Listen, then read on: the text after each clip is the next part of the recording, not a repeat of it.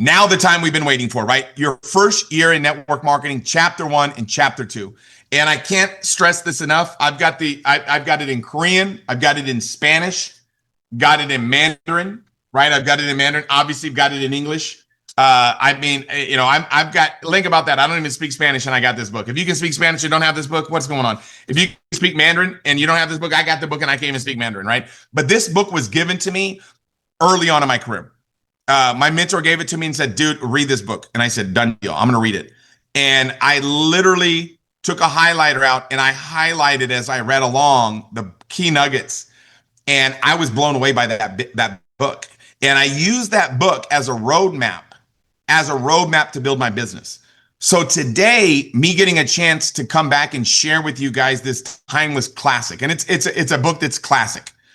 It's also on Apple Books, right, as well, the audio version. I mean, this book is it's in so many languages. Languages. I'm not sure what it is. It's in so many different languages. Okay, and the reason being is because it's one of the best. It is probably the best-selling book of all time when it comes to direct sales.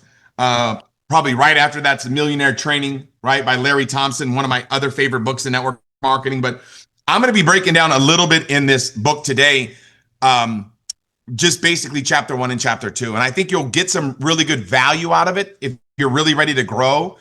And the first chapter is ignoring the rejection rocket. This is a big one because I dealt with it when I got involved in network marketing. I can remember I was excited out of my mind. I went to my first event. I'm going to become wealthy, right? I'm excited. Oh my God, I'm finally going to get rich. And I was so excited. I remember that feeling of I found something. And I was excited, man. February 15th of 96, I got started in network marketing and I was through the roof excited. And I remember I went home at that night. I spent the night on my friend's couch and their dad just ripped on me. Their dad was just like, you're never going to make it. Those things don't work. And I'm like, well, this company's, they have a Mercedes-Benz program and they're going to give me a Mercedes-Benz. He says, 0% chance you're going to get one of those, Tim. What you need to do is you need to get a job, right? And he's like, I know the movie theater's hiring. I don't know why you're going to mess around with one of those things. They don't work. It hurt. But I was like, ooh, I'm going to show this guy, right? And then that next day I went to school and Miss Mitchell, my English teacher, I was so excited, right? I was still excited. I was getting started. I was borrowing money from everybody at school that day. Can I borrow $1? Can I borrow $5? Can I borrow $10? And I by fifth period, I almost had the money to get started. It was $1,295 to get started in that business. And I almost had it all. And I remember going into Miss Mitchell's class in fifth period. And I'm like, hey, Miss Mitchell, let me borrow some money from you. I'm getting started in this business. And I was telling her about it. And she's like, oh my God, you're definitely not going to make any money. People like you don't succeed in anything, let alone a business. She's like, you're the worst kid I've ever had in school. You're never going to make it. And she just went on for about 30 minutes. I literally was late to sixth period because I was getting beat up by her. And she was just going off. And I was like, you know what? I'm going to show her. And I remember saying, you'll never get a Mercedes-Benz. So that became my mission. So those negative people that I encountered were the reason why I made it happen in network marketing. But if somebody would have explained to me the rejection rocket at the beginning, before I left that meeting, I would have never been negged out by these people. I would have never been hit by, what we call TDS, right? Toxic dream stealers, or, SNIAPs, right? Susceptibility to the negative influence of other people, right? I would have never fell prey to them. But for me, it just inspired me. So I think a lot of time you're going to encounter sometimes some rejection, some negativity, but you got to let it inspire you. But we're going to talk a little bit about it tonight on this call. And the first thing is failure in network marketing often is the result of two problems, right? Number one, it talks about this in the book, new distributors' argumentative approach to recruiting of frontline people who've already made up their mind, that they've made it obvious that the timing isn't right in their lives. So if somebody's timing is not right in their lives, there is no need to continue to argue with them, right? If you have to drag somebody across the starting line, they're never going to make it to the finish line, right? So you have to realize that the mistaken belief that the goal is to overcome objections, sign people up at all costs, and then drag them across the starting line through motivation and management systems. You do not need everybody in your business, right? You only need a handful of people, right? So you're looking for the lookers, right? You're looking for the people that are looking for you. So I remember they taught me when I went into network marketing, I went to a convention that I went to where I learned a lot of great information. But one thing they told me is when I ran into negative people from that point on, I just simply told them, I said, hey, look, you know what? And they were like, oh, those things don't work, or you're not going to make it happen, or whatever. I said, maybe you're right. If you're right and I don't make it happen, this doesn't make a difference to you. But I go, if it does work, right, I'll come back and talk to you about it. Because I knew I was going to make it happen. And you never want to destroy a bridge in a relationship. You always want to leave that door open. People call me all the time. They're like, man, how's it going? I might go, man, it's going great. But it would be going perfect if you were over here building with me, right? So I always open the door for people to come over here, even if they told me no at the beginning. And I'm very, very, very persistent. So you got to make rejection your ally instead of your enemy, okay? So if warm market or cold market prospects you approach properly, okay, they will only reject your offer if the timing is not right, okay? In that case, what you want to do is want to gently come back off. You want to back off of them and reapproach them every 6 months. I love what Mark Yarnell says in that book. He goes, you follow up every 6 months until they get started. And he goes, when do you ever stop following up with somebody? He says, when you go to their funeral. Once you go to somebody's funeral, then there's no more need to follow up. But until that time, you follow up every 6 months, boom, boom, boom. And you find out if the timing's right. You know what I mean? And you always reapproach people because the fortune's in the follow-up. And if somebody doesn't want to take advantage of it now, you want to leave that door open later because everyone's life changes every 6 months, right? So another good thing is rejection is your ally, not your adversary, okay? And if handled properly, it will expedite the recruiting activities and actually set up a positive outcome. And I'll talk about what that means in a second. But what you want to realize is if you're talking to a lot of people, rejection is not going to be a big deal because you're going to be getting a lot of yeses too. But if you're very slowly, methodically approaching people in a very slow manner, the rejection is going to be a lot because if you only talk to one person, they say no, that's a lot. But if I talk to 10 people and 3 say yes, I don't worry about the 7 that said no. That's why I talk to so many people every day, right? It's because it just makes sense, right? So don't talk about this business with your friends or relatives until you've made a commitment and have been trained. And I love this. If they would have told me this when I got started on day one, I never would have been hit by the rejection rocket. But I always teach our brand new planners is don't talk about the business with your friends or your relatives until you've made a commitment, right? And you've been properly trained. And I make it a point to teach this at the close of every presentation. Make sure at the end of every presentation, after presentation is over, you want to make sure you drill this in, is that you want, because some of the best people will never join the business because they would have gotten started and became successful, but they get hit by the rejection rocket before they made a commitment, before they've been trained. They get hit by the rejection rocket and blow up, right? So as you begin talking to your prospects, okay, here's the most important thing is as you've been talking to prospects, you have a choice of creating one of two mindsets. One is this is so good, right? You can strive to be well received by those you approach by setting yourself up with a friendly callback, right? So whenever I get done, if they're like, hey man, I'm like, hey, look, if somebody, when I show them the business, they're not ready, I'm going to say like, look, here's the bottom line, right? This thing's going to make it, we're going to blow this thing up. And I know obviously the timing's not right for you right now because you're doing so well in your life. Having more is not something you're interested in, but I'm not going to give up on you. Okay. I'm going to call you back in 6 months to kind of see where you're at. You know what I mean? Because maybe in 6 months, you might want to take advantage of this. So I always open up that door to call back after I've shown somebody the plans, but I show everybody the plans. Because if you're going to say no, you have to know what you're saying no to. You have to KNOW. You have to know what you're saying no to. So I always make sure that I show people the plans. I don't ask them if they're interested in looking at my business, because if they're interested in my business without knowing about it, that would be weird. If people are interested in RIMAN without knowing about it, that's kind of weird.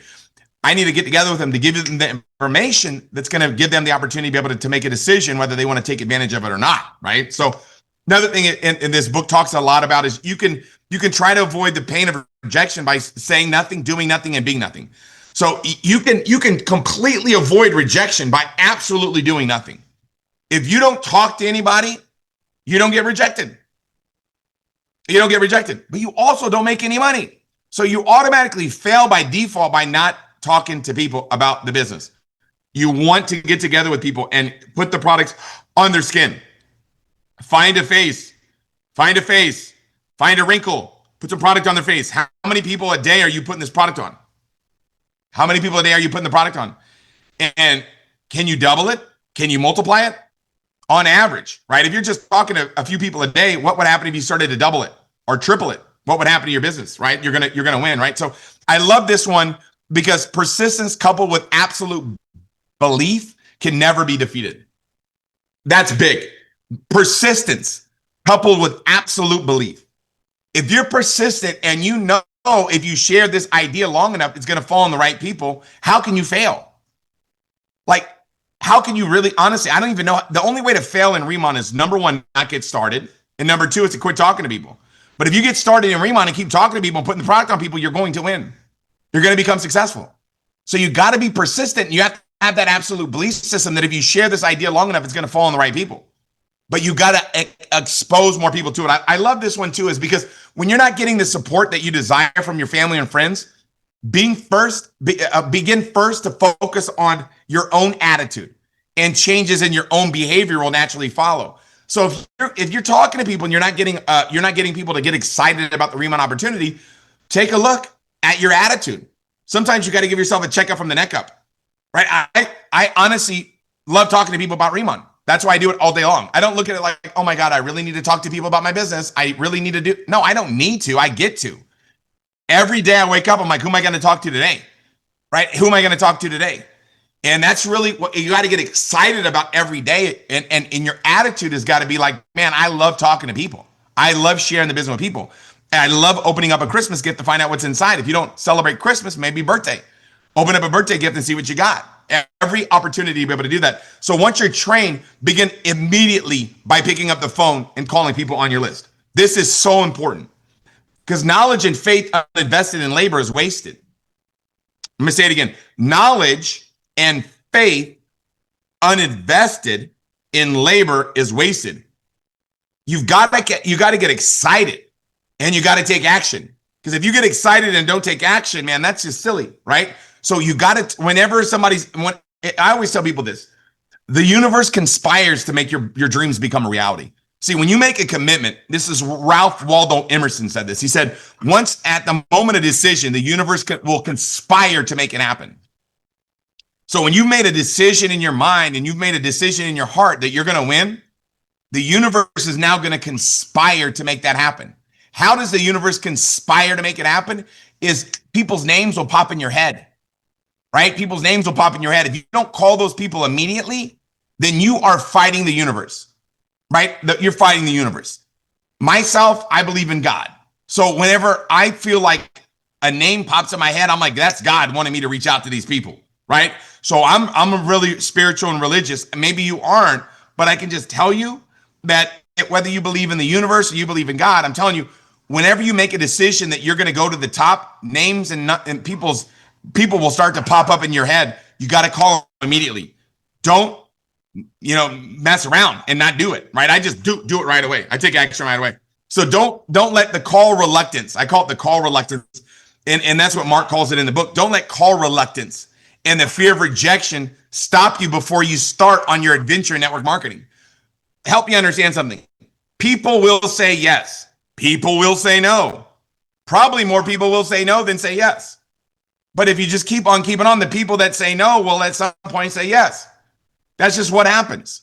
Some of the top people that I have in my organization, one of the best presenters that we have in all of RIMAN is Christy Bellison. Everybody knows it, right? Christy Bellison, every leader agrees with me. But when I approached Christy, my wife and I actually flew all the way to Utah to meet with her and Ryan, her husband. That's how bad we wanted them in our business because we knew that but she said no. But no doesn't mean no. No means not now. And we kept following up with her, badgering her. Okay. And I know somebody goes, well, I don't want to badger my people. I badgered her, but because I knew, I could see it. I knew that she was going to become wealthy with RIMAN. I knew it. I know she's going to become a national director with RIMAN. I know it 100%. So I kept on keeping on. Robert Non's another one, right? It took us a long time to, Chris, he was the first person that we sat down with in California. Sometimes your best people are going to take a little bit of time, but you cannot be reluctant to say no, because no just means not now. No means ask me again. Okay. So you got to be persistent, right? Ch.1's another one, right? Ch came in and he said no to us, but we kept on keeping on, right? And he said no. And I can remember on Halloween, I remember him literally on the phone with him. I remember sitting out front and it started to rain a little bit.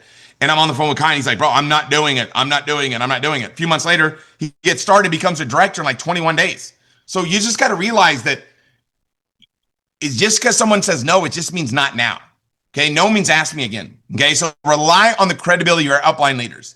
That's the biggest thing, is you have people in your organization that are above you in your upline that have had success. Rely on them. Tell their story, right? Utilize that. Remember, you are in business for yourself, but you're never in business by yourself. Everybody's here to support you. As the sponsor of somebody, prospects, okay, look up to you as their mentor and leader. So when you get somebody started, you got to realize that you're their sponsor. You are now a mentor, right? You're now a leader. So it's important to set the tone, and we'll talk about what that looks like in the next chapter. But if you're feeling low self-esteem, okay, if you're feeling low self-esteem, read, study, watch a Zoom, right? He doesn't say watch a Zoom in there, but I put watch a Zoom in there. Attend seminars, right? Do all that you can to continue working on your own personal growth and development, right? Work on your own personal growth and development. There's so many great books to read. This is obviously your first year network marketing is one that I recommend to everybody. And when we would build back in the days, we would tell everybody they had to bring it to the event. And then when I would do training, I'd be like, hey, if you're a leader right now, hold up your book. And then literally everybody would hold the book up, and the new people would look around and be like, I need to get that book, right? Because everybody was reading it.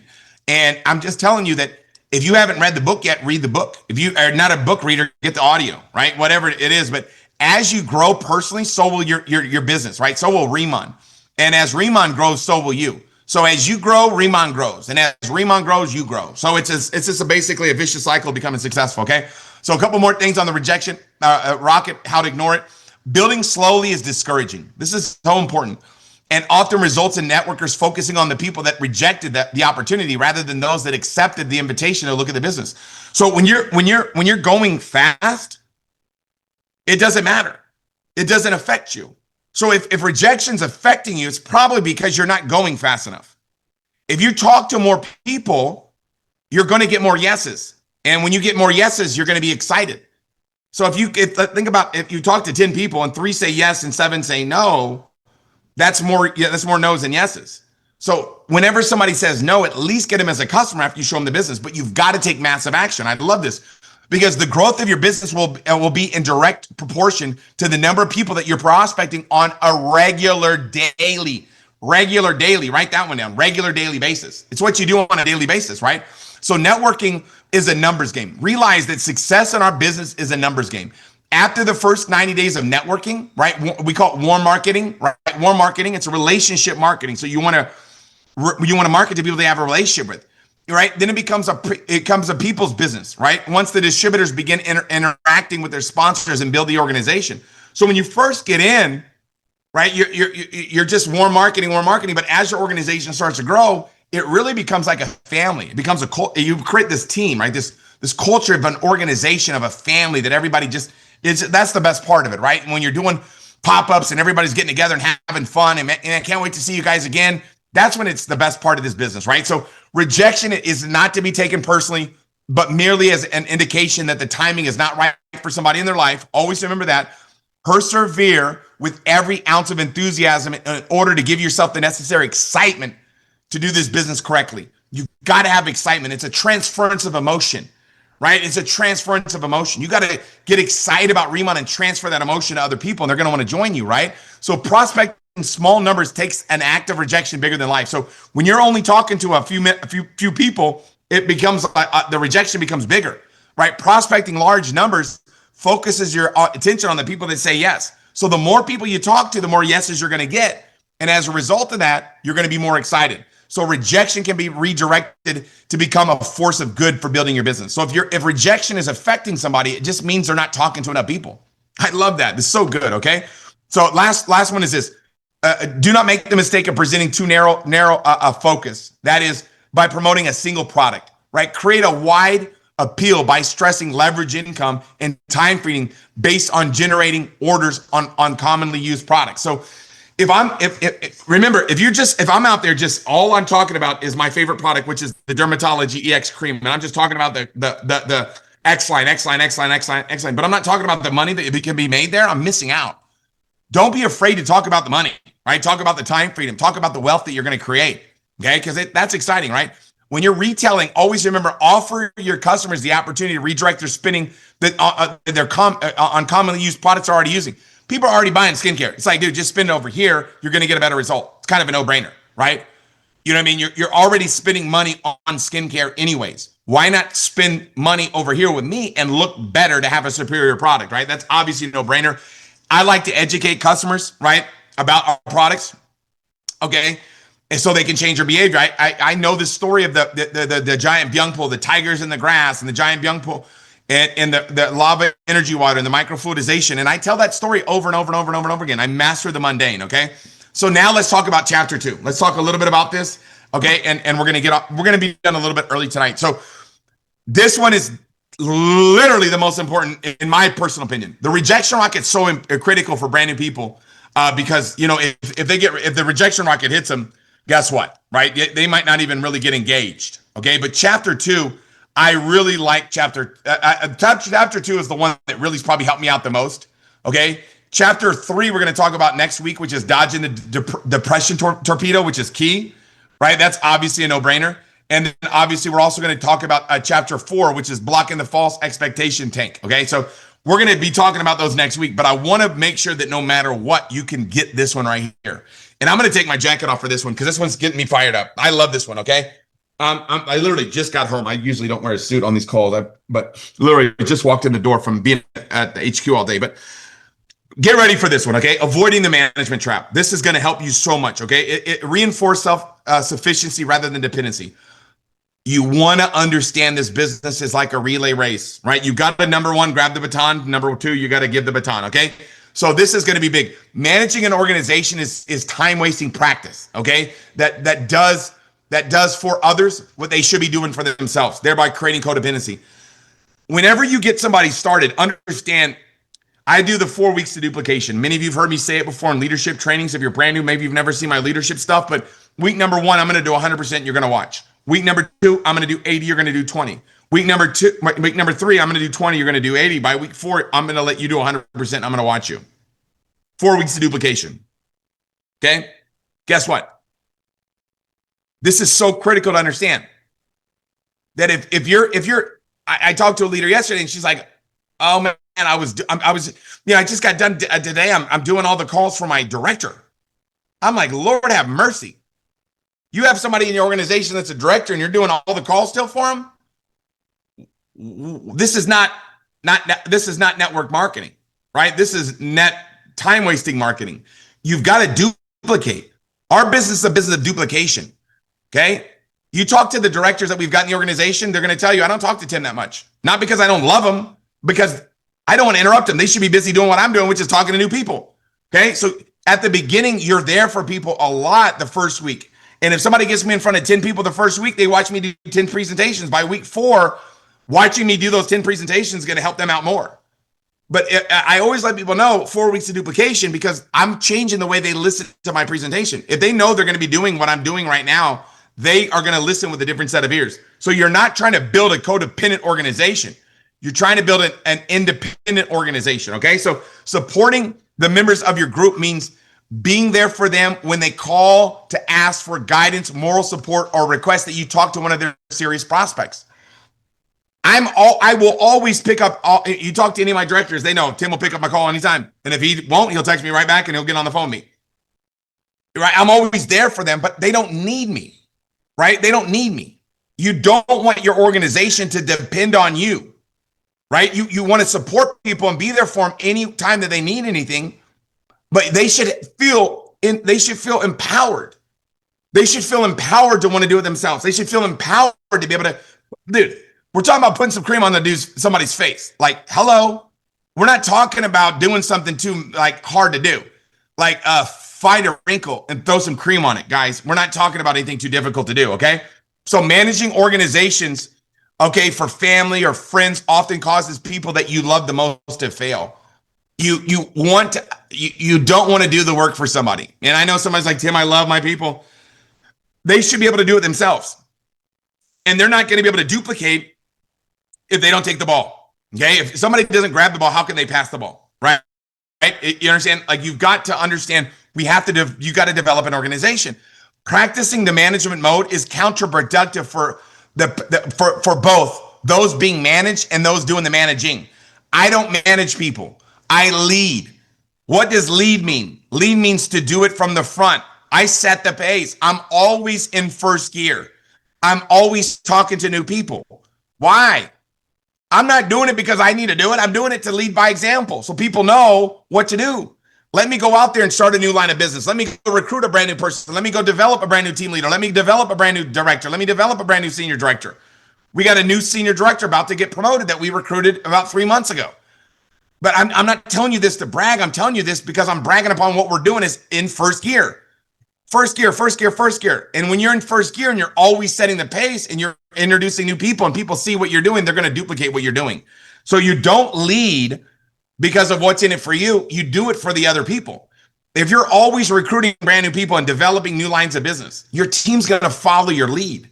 So we are empowered far less by heredity and luck and circumstances than by the vision of what we believe is truly possible for ourselves. What's possible for you? Can you develop 4 directors? Is that possible? Can you develop 4 national directors? Is that possible? You got to realize the possibilities are unlimited for you. How do you feel about that? That's enthusiasm, is the way that you hold life's possibilities. It shows up in your demeanor. How do you feel about the future? Let it show up in the way that you walk. Let it show up in the way that you talk. When you talk to somebody, they should see in your eyes that you're up to something. Don't be offended, or instead of being offended, be joyous. Okay. When a new recruit finishes their training and they go to work without calling you every day and asking you to do everything for them, like, don't be offended, be joyous. Whenever people are out there sponsoring people and they're not calling you, be joyous about that. Be excited about that. Okay. You don't want to be like, oh man, this person doesn't need me. Heck yeah, great. You don't want them to need you, because if they don't need you, they're going to develop other people quicker. You're trying to multiply and develop leaders that are sufficient. It's like law number 20 in John C. Maxwell's book, right? The law of explosive growth. It's right. This is right in alignment. In this business, everyone has the ability to do great things, but those who lean on their uplines for every single thing are usually the ones that are failing. How many presentations are you doing a day? The thing about RIMAN that's so exciting is what? You don't have to be good to show off the products to people, to get together with somebody. The pop-up is the easiest, most duplicatable way I've ever seen in the history of our industry to be able to build your business. Why? Because anybody can get people together in their living room and share the products with people and tell their story about why they're excited about the products. The simplicity is duplicatable. But if you are always having your upline do the calls for you, right? Oh my God, I got a prospect, I need you to do it. You're not going to teach other people to, you understand? You're not going to be able to duplicate, because duplication can't occur if you're going up, if you're helping down and then duplicating out, right? That's how you duplicate it, okay? So what makes our industry so much grander, this is so big, than traditional employment is opportunities, is the fact that we are compensated ethically and generously for our productivity. See, as you introduce people to RIMAN and they introduce people to RIMAN, none of that would have been possible if it wasn't for you introducing them. So you're duplicating leadership. You want to duplicate and replicate leadership. How do you do that? By having the give me the ball attitude, right? At the beginning, and then duplicating that out. If a new associate wants to earn more than their leader above them, they just need to be more productive. Think about this. Recruit more active frontline distributors and customers in your upline. You understand? Like, whatever your upline, whatever your sponsor's doing, duplicate it. Do more. You understand? If your sponsor has 5 legs running, you want to have 6 legs running. You want to utilize what they're doing as inspiration. Take your uplines that are having success and utilize what they're doing as inspiration, knowing that you can do it too. I know if I can do it, anybody can do it. I know that I would never graduate high school, right? I know where I was before I got involved in this business, right? So I know that if I can do it, anybody can do it. Okay. If a go-kart track attendant can win, you can win, right? So if you become frustrated because your associates are not successful, teach them to visualize the end result and direct most of your energy towards those that see it. You understand? You want to how do you inspire people to get a glimpse of the future, right? And when you get a glimpse of the future, you're going to get inspired. You understand? You got to see yourself ranking up. You got to see yourself ranking up. And when you start getting into some of these higher ranks, it's like, how am I going to develop a director, Tim? Well, if you just got to realize that if you do it, you can teach it, right? If you're a team leader, how do I develop a team leader, Tim? You got to be able to get people to visualize it, knowing that if you did it, other people can do it. If you're a senior manager, how do you get other people to go senior manager? You got to be able to believe that they can do it. When you believe in people, that's how you motivate them. When you believe that they can do it, when you believe that they can find some skin and slap some cream on it, you understand? We're not talking about something over here that's too difficult to do, okay? Because this is a business of duplication. Your people will do what you do. And this is so big right here. I love this one. If you manage your downline, so will they. If you spend most of your time prospecting and recruiting, so will they. That's the magic. I'm always recruiting new people and developing new lines of business. That's why my organization grows so fast. I'm not sitting back calling my directors and saying, hey, or my senior directors, hey, how'd you do today? How'd you do today? How's everything going? I'm not managing them. What am I doing? I'm just going frontline and leading by example. Set the pace, man. Grow your business by making a decision that you're going to make it happen. Babysitting downline is not an effective way to be able to build a business. This is the management trap. I'm teaching you guys this stuff. Some of you guys, my people just need me. No, you need them to need you. Stop. You babysitting a downline is not an effective way to be able to build a business. Believe in them. Know they can do it. And teach them at the beginning. Tell, show, try, do. Tell them how to do it. Show them how to do it. Let them try it. Now they know how to do it. We're not talking, guys, it's not hard, man, to rub some cream on your face and teach people to do the same thing, okay? The key to successful building a large, dynamic organization is to steadily continue to prospect and recruit. Create a very wide front line. Look, your first recruit's always your hardest. Then your second recruit, then why? Because you're getting better as you do it. You understand? My first presentation that I signed somebody up in by myself and they got started was a guy named Rob Alarcia. I'll never forget it. Guy went to Cal Poly Pomona. My buddies, Mike, brought him to the meeting, and there was no meeting at the time. It was just a training. So I did a one-on-one presentation for him in the lobby. Bam, he got started in the system. And I was like, oh my God, this guy got started off of what I said. And I was so excited. I became like, it's like I always to give the example of a baby rattlesnake. When a baby rattlesnake hits you, man, you're in trouble because a baby rattlesnake does not release the venom. Does not hold back venom. They give you all the venom. I became like a baby. I was just fired up. I'm like, oh my God, I did it. I got my first person signed up in the business and they bought a $1,295 package. That's what it was back in the 90s to get started in this company. It was $1,295. And I got my first one. I became unstoppable after that because I was like, all I got to do is do more of these. And I just started doing them all the time. And my team saw me doing it. They started duplicating and then we built a monster organization, a bunch of kids. I was 17, but I did it and everybody else was doing it because they saw me do it. Your team is going to do what you do, not what you say. Lead by example. Why do I do so many presentations every single day? Why do I overbook my schedule with money-making activities? Because I'm setting the pace. I'm setting the tone, right? It's like, boom. Why am I, right now this month, who's the number one director of my organization? Me. I'm the number one director of my organization. You understand? I'm not saying that to brag. I'm telling you guys, what I'm telling you is what I do. I set the pace, okay? Don't make the mistake that results in nearly 50% of failures in our industry. Building your front line for the first few months and then stopping and managing people. That's what a lot of people do is they'll build hard. Like I'll look at their new signups. Man, at the beginning, the first few months, they recruit a bunch of people. And then in the next few months, you don't see the same activity. It's like you got to set the pace. You got to set the tone. You're a leader, not a helper. You understand? I'm not saying don't help people. It's not like you turn them and burn them, right? That's the saying for waiters and waitresses whenever they just get people in and try to turn them and burn them, right? Get them out of here, get them out of here, get them out of here. You're not turning and burning them. I'm always here to support anybody in my organization, always. But what I'm telling you is I'm always setting the pace. I'm always setting the tone.